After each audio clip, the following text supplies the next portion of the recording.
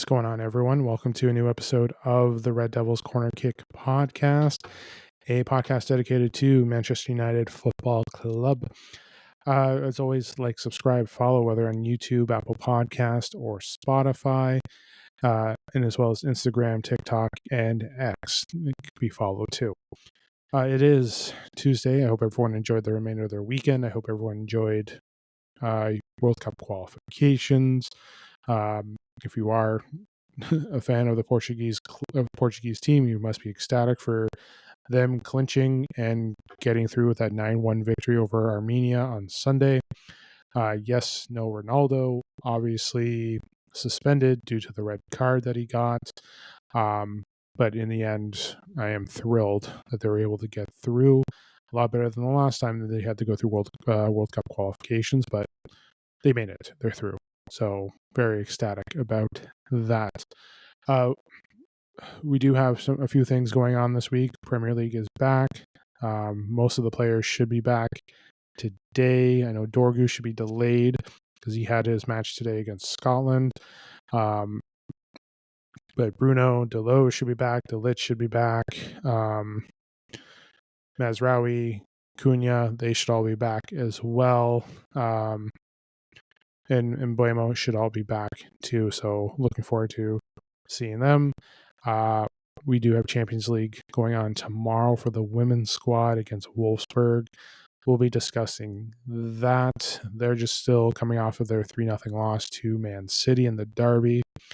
And then catching up on transfers. So a lot of things have been speeding up about the transfers. Kind of just been moving away from not just you're looking at, Baliba and other stuff. Semeneo, who was in discussions last year or even the summer transfer window to being signed. And the debate was, since going on from March, was Mbeumo, Cunha, Semeneo being two of those three joining the club. And we have Cunha and Mbeumo. Could we be getting the third? And there's talks of him joining in January, or talks of them trying to go after him in January, whether they can afford it with the release clause. There is one thing going on here. João Gomez as a potential target as well. Elliot Anderson's still there too, but I know United are trying to they have to get the midfield going, and they're definitely looking at costs as well. So where should I kick off first? Let's kick off with the Women's Champions League tomorrow. That's the priority a little bit, because listen, they've been playing well in Champions League. They had a great match last week against PSG. Faltered a little bit in Prem, back-to-back in the Super League, back-to-back losses. So it's hard to say how the game is going to go. But listen, we're hoping that they rebound again. That's the main thing here. The one thing too is I gotta double check, because I'm just looking at the preview for tomorrow, because again they are playing tomorrow. The one thing will be about depth, and that's the one thing we have to look at. Patel will be in net. Toulouse Joyce has a fractured eye socket. There was a rumor that she could be back tomorrow. I don't think that's likely happening. She could be out for at least a couple weeks, because again, you don't want to risk the injury, or especially getting hit there. You don't want to risk them getting hurt, especially with her playing keeper, and we can't afford to lose them. So I'm just double checking. One thing too is just double checking Dominique Janssen as well. Just want to make sure she's going to be back tomorrow, because she was away last game because of the red card that she got in the game against Atletico. So I'm just double checking everything Yeah, she only should have had a 1-game ban. Just double checking this for a second. Just looking at the news from last week. Janssen, who trained. So just double checking here. Because I just want to check Dominic Janssen for a moment. Yeah, she did the press conference, so that looks like she should be there tomorrow. I don't know why I'm looking at some predicted, well, but no. Okay, back to focus here. So I believe Janssen should be. She did play on the weekend. Will she get a consistent start? I would hope so. She should be there. Obviously, you want to keep it similar to PSG, and I know some players played on the weekend. So Toon should be coming off the bench potentially. Turlin, who started, they're probably going to go with Mallard. So again, from what I'm seeing here, what I would expect is something similar to last week. So George instead of Janssen. Obviously, Patel is there due to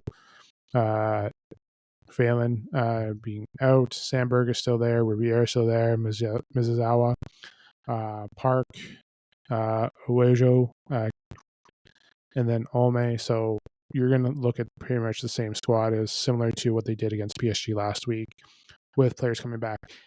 Janssen could start. I don't see why they couldn't. But you do have an extra depth piece there, especially on the back four. So let me just take a look here. Last game they lost. Wolfsburg. So let's just take a look at the table here. Where does Wolfsburg? Okay, so Wolfsburg is sitting in 6th. They lost their last match. Obviously, United went in their 3 in a row. So it could be a challenge. I can't say we're gonna cakewalk this game tomorrow. It could be a challenge tomorrow. It could be difficult for us tomorrow. That's the one thing, and we are on the road trying to play. So that's the one thing. It's hard, especially when you get that win last week at Old Trafford. Now you're going off on the road to try and take one. So, do I expect a win? I am always going to go for the win. Will it be a difficult one? Yes, because again, we're away. It's the weather is going to be raining from what I'm seeing here. But it is tough to win on the road, especially when you just went on the road on the weekend to City. Well, City is, but you were away against City. Again, different atmosphere. It's not your home turf, and you fall. Then you're coming here again. You're going out on the road again, traveling farther to a place where it can be difficult. So expect the physicality to be there. Expect the pressure. When I say pressure, I mean like the pressing. Sorry, I should have said pressing, not pressure. The pressing from the other team. Again, when PSG attacked early last week, they're definitely being more physical, using the press more, especially on our defenders. So, expect it to be a good match. It is an earlier one, so that's the usual time, 12:45 here. But they're going to have their work cut out for them tomorrow, to say the least. That's what I believe. So, again, the lineup will be the same. Like I said, similar to PSG from what I believe. The question of whether it is Dominic Janssen will start, that is the question. Because again, if they are fully good to go, because you just started at City on Saturday, you could have them back. But if it's Skinner, and this is the last game too, they're off for 2 weeks, so they have to rebound after Saturday. And I know PSG was a big rebound after losing to Villa, especially this one when I don't want to say the word dominated, but you struggled against the best team in the league, and it was like a lot of people had hopes going into it, but the struggle was there. So it's hard to say what tomorrow will bring.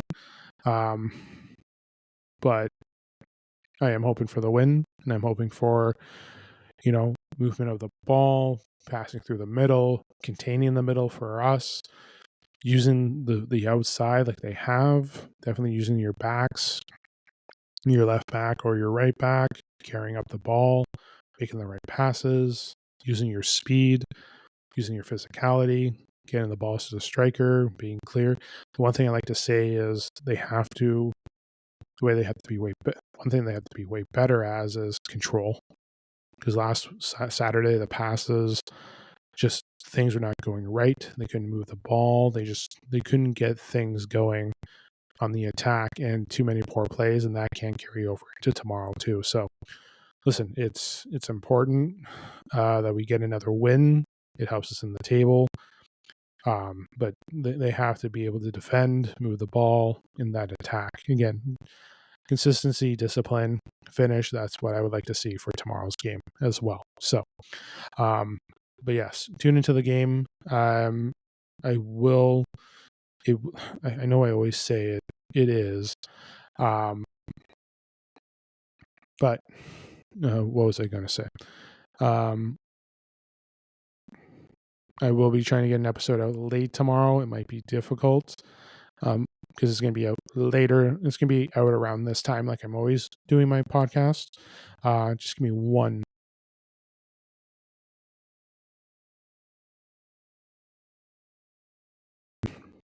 Sorry about that, guys. My throat was getting a little dry. But yes, it's. Man, I lost my thought now. My voice getting dry, my throat, lost it. But yes, they have a lot of work cutting out for them, and again, like I said, consistency, discipline, finish, and then we have to carry over from. We can't carry over from Saturday. We have to be better. We have to be what we were doing against PSG. Looking at what we were doing before the struggles against Aston Villa and Man City, controlling the ball, moving it through. We can't just be spitfiring our passes. They have to be connecting. We have to make sure we're not turning over it in our own area as well. I know we want to carry out from the back sometimes, but sometimes maybe try to go the length, use what we have on the wings. So, but yeah, tomorrow I'll try to have an episode out later doing the post game. So tune into that. Then I'll be back Thursday for men's league, and that, or not men's league. Catching up on the men's squad. Discussing still a little bit of probably let's discuss a little bit about the women's squad as well. And then Saturday will be my preview towards Everton because we play them on Monday. The way the schedule is set out. So yeah, it's gonna be a busy week. If I don't do an episode tomorrow, I will be pushing it to Thursday, doing the post game with that as well, and I'll try to get it earlier on Thursday. So keep an eye. I'll try to keep you updated as best as I can. But let's get moving onto the men's squad. Okay. Yes. Prem is back this week. Which means Manchester United players should be returning, or at least some of them should be returning. Potentially, I believe tomorrow they should be. Some could already be back just due to their services already being done. For example, Delo, Bruno, they just played on Sunday, so hopefully they're back at Carrington already. Delit played, I think it was yesterday, so he hopefully should be on his way back. Dorgu played today, so we're probably not going to see him tomorrow, probably Thursday. But the one thing too is they're getting the extra day. They're getting a little bit of rest because again, we don't play until Monday. They're playing Everton Monday, so that's in Monday. That's one of many Monday night games or weekday games that we're going to be facing because we do play the Monday, then the Sunday, then the following Thursday, and then the Monday, and back on the weekend and going. I think, the 8th, then I think we play on the 15th, which is the Monday, and then, so on and so forth. So, just games where there's the women's squad after tomorrow, 2 weeks off. That's not going to stop me from discussing things about the women's squad. But here we are. The men are back, and you can catch up as much as we can. Not much has, realistically, nothing has changed because nobody has been signed because there is no transfer window. What has changed is, now there's discussion on Semeneo. There's talking about Gomes from Wolves, as those are being potential targets. Just catching up on information that I see from the Manchester Evening News. Amram told to make next level transfer. So Semeneo, who last season, it was between him, Cunha, and Mbuemo were the top 3 targets that they were looking at. Well, they got 2 out of those 3. Could it be that they would potentially go for him on Monday? Or not Monday, or in January's transfer window? That could potentially be happening. The reason why is because, the release clause is around 65 million pounds, which is in the 70 million euros. So we can see how that goes. Listen, he is a young talent. He's 25. So he's got, how many goals would he have here? So 6 goals, 3 assists, and 12 Prem games already. Bournemouth has been playing well, so I don't know if we're going to get him in January. And for all we know, we're going to be battling out with other clubs. The release clause is there. The question is, should we go for him and move him to wingback? That may improve our left side. Again, Dorgo is still young, still low. We don't know where we're going to put him. But we definitely need to make we definitely need to make some changes. So, like I said, Liverpool, Tottenham have been expressing interest for him. So I did want him last year. It wasn't a lie. I was looking forward to him, especially with the talks with Cunha. But if you can get him to the wing or as a wing back, just like with Ahmad, then that helps out with the attack and the transition, moving the ball up and the attack. It doesn't hold up the play. That gives you a connection between you and the wing backs, or you and your center backs, so that helps. The one thing too is trying to save money for Manchester United as well. United's goal is to save on wages too, as well.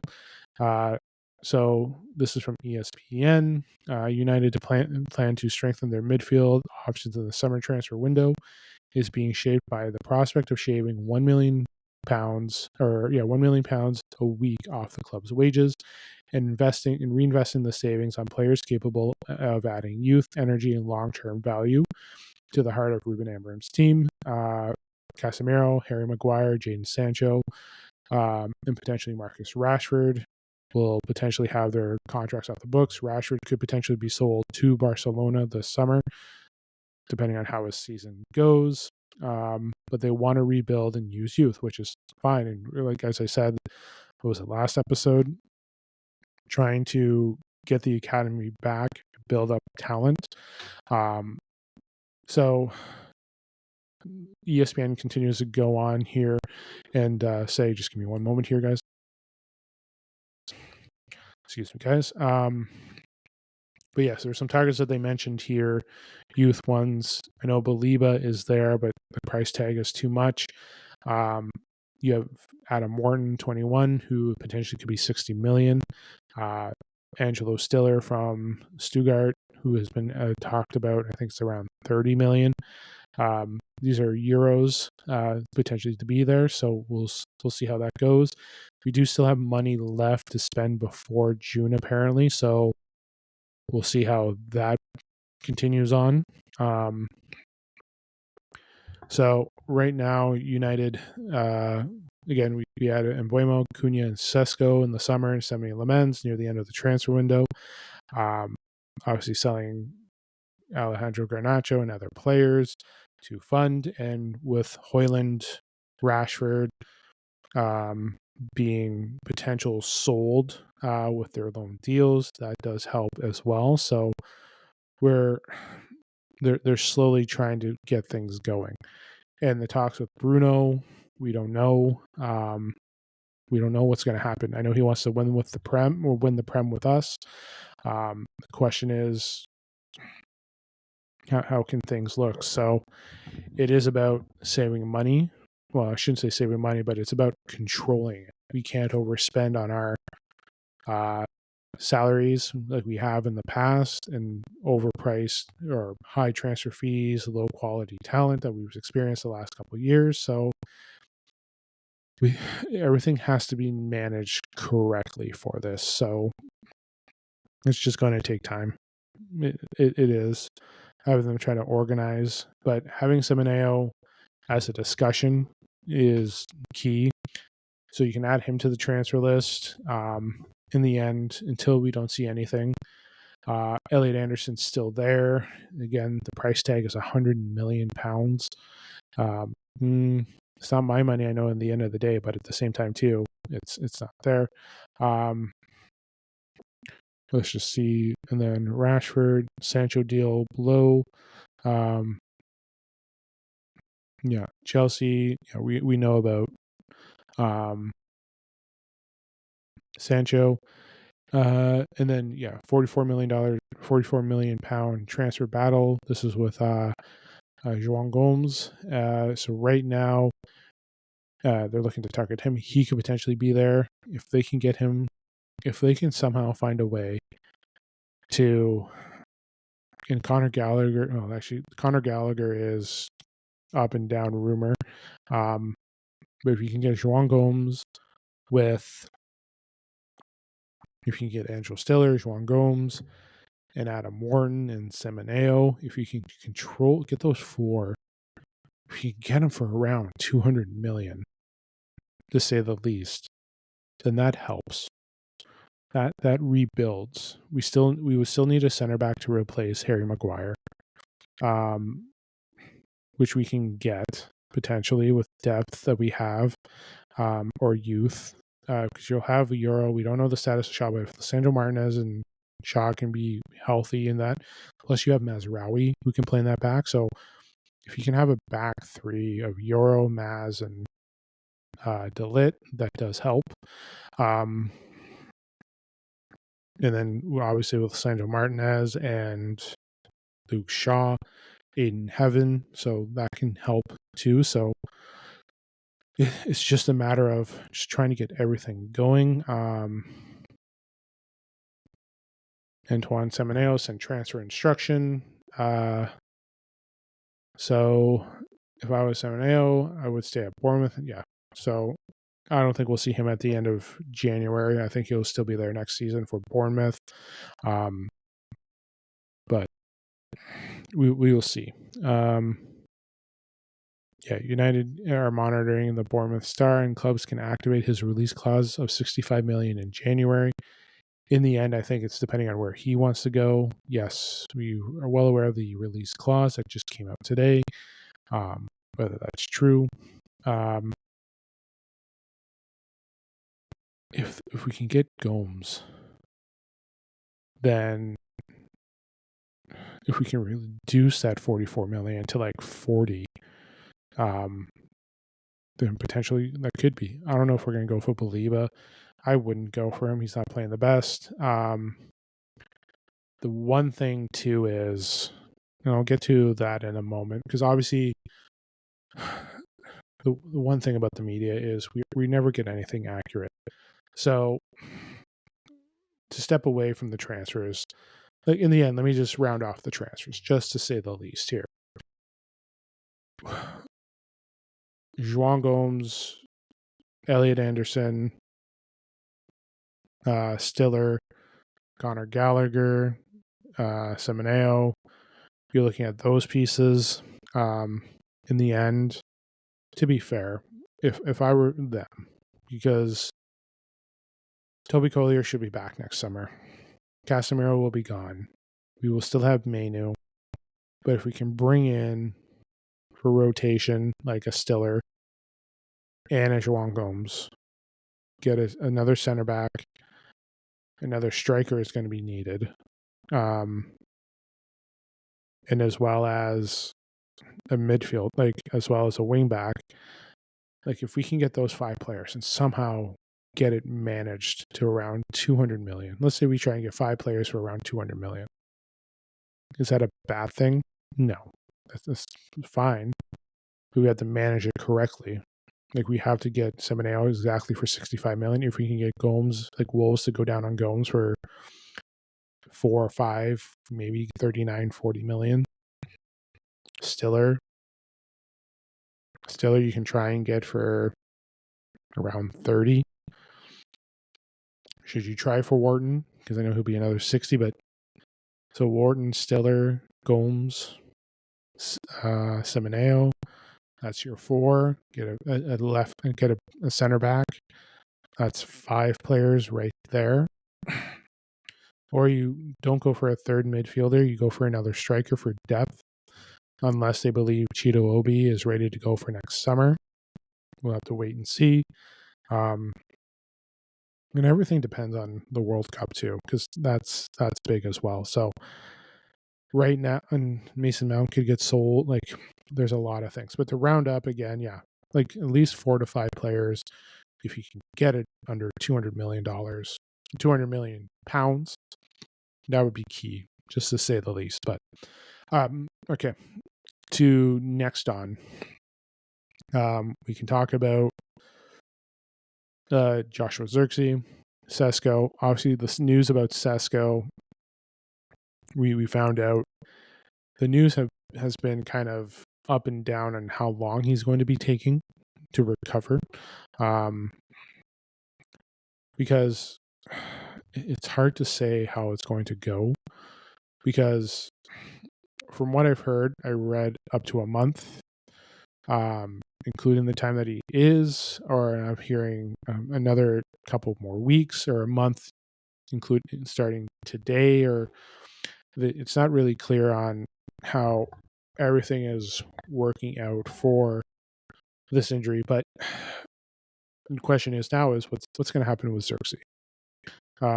Will Zirkzee be starting?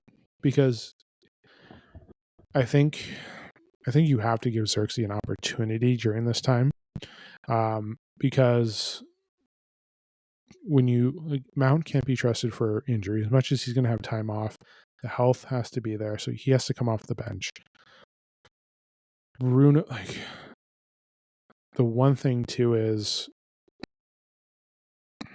because a lot of questions are going to be answered. Does Bruno still start at the 8 and you give Zirkzee the opportunity, or you're benching Zirkzee, moving Bruno to the 10 and giving Kobe Mainoo the opportunity to be in that position? So this is the unique situation that could be going on in the next couple of weeks, and especially during what's it called, AFCON, because Mbuemo, Mazraoui, and Ahmad are going to be gone. So during that time, you're going to hopefully see Zirkzee start, or Zirkzee start, or Bruno to the 10 and Mainoo getting some time as well. Because let me pull up the January transfer window, or not the January transfer window. Come on, mouse, work with me, please. So, because I know they're still working on trying to get everything going. So, okay. So AFCON is starting. Yeah, AFCON is starting, I think, the 15th, and it goes into the 18th. So we'll have our players for Everton, Palace, West Ham, and hopefully Wolves. Like those are the next 4 games where we're going to have the whole squad. Well, except for Sesko, because he'll be injured, recovering. Hopefully he should be back early to mid-December, potentially. Because he'll take his time to try and get himself back. Because again, you don't want to risk the knee injury. So with him gone, like Zirkzee, Mainoo should see increased time because of positions. But that's the question, though. Do we go Zirkzee, Cunha, and Mbuemo, Bruno in the middle? Do we go Cunha, Bruno, and Mbuemo, Zirkzee on the bench, Mainoo at 8? But at AFCON too, we're going to lose a player so as well. So you should hopefully from now until January 18th that Mainoo and Zirkzee's minutes should start to increase. Because again, it's important for depth. Like, I don't want to lose players, but we need them for depth. And I understand it's a World Cup. Like, club comes like at the end of the day. Like, I understand playing for the World Cup. Don't get me wrong. But it would be great to have everyone there for health and depth because you don't know. Like, I understand they want to play and they want to get to the World Cup, but it's, yeah, listen, we can talk all day about Champions League and all that stuff. Yeah, I'm just going to leave it there. I'm not going to go into a rant about last year. It's last year. It's done with. We lost. But having them there is important because they're trying to focus on the club and try and get things right. And if they go, those players, we have to replace them with other players. That's the one thing they don't realize, that we're going to have to replace them. So we'll see. I know their agenda is the World Cup. I understand. But at the same time, too, if you can do some great things with your club and just win something and be a part of that, that's fantastic as well. Because for all you know, having you help your team win a trophy or two might get you into, like, maybe we win the FA Cup this season. Maybe we win the Prem. I'm not saying that we are, but what if? Imagine going out on loan and seeing that happen by your replacements. Imagine being there, and that gets you to your World Cup by holding that up too. So it's hard to say. I understand, but at the same time too, from now until January, the opportunities will be there for minutes, and Amram should be there to help them with that, and they should be ready to go too. So it's just a matter of, yeah. So there's one cookie jar, and everyone wants a cookie, and there's a cookie jar, but too many people want inside it, and you can't feed them all. And that's the thing. And I think I mentioned this 1 or 2 episodes ago. It's just, we have such, we have great depth, but when certain situations come up in the game, whether it's minutes, injury, a card, we have to be patient and reliant on it. And he sees something that we don't. But listen, from what we've seen here, when we did the Brighton game, people complained about the subs because we brought on too many at one time. We go to Nottingham Forest, he doesn't do enough subs. We go to Tottenham, too many subs. So, and we're the question in those subs too. So but yeah, I'm going to leave it there for today. Just end it. Yeah. Just ripping off the Band-Aid, finishing it off today. No, I will be back. I'm going to try to be back tomorrow or today, especially with the post game against Wolfsburg. If I am not back tomorrow, episode is going to be there Thursday, recapping the game as well as discussing Man United. Or recapping the game and discussing all things Man United, player ratings as well, catching up on the men's squad, and then Saturday, the preview for Everton as well. So I will try to get that out too. But yes, I hope everyone enjoys the game tomorrow. I'm really hoping that they continue on their streak in Champions League, just get a win before the break and then come back refreshed, ready to go. The one thing too, coming back healthy and being healthy, going into this game healthy. I know we're not going to have everyone, but we'll hopefully have everyone back, hopefully after the break. You can talk transfers until the cows come home. nothing's going to be official until January. But, right now, Everton going forward, we should be seeing Mainoo and Zirkzee's minutes increase. Definitely for Zirkzee, excuse me there.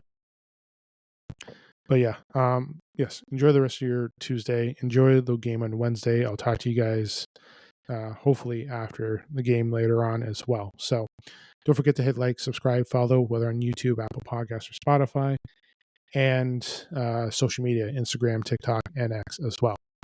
I'll talk to you guys tomorrow. This is the Red Devils Corner Kick Podcast. Glory, glory, Man United.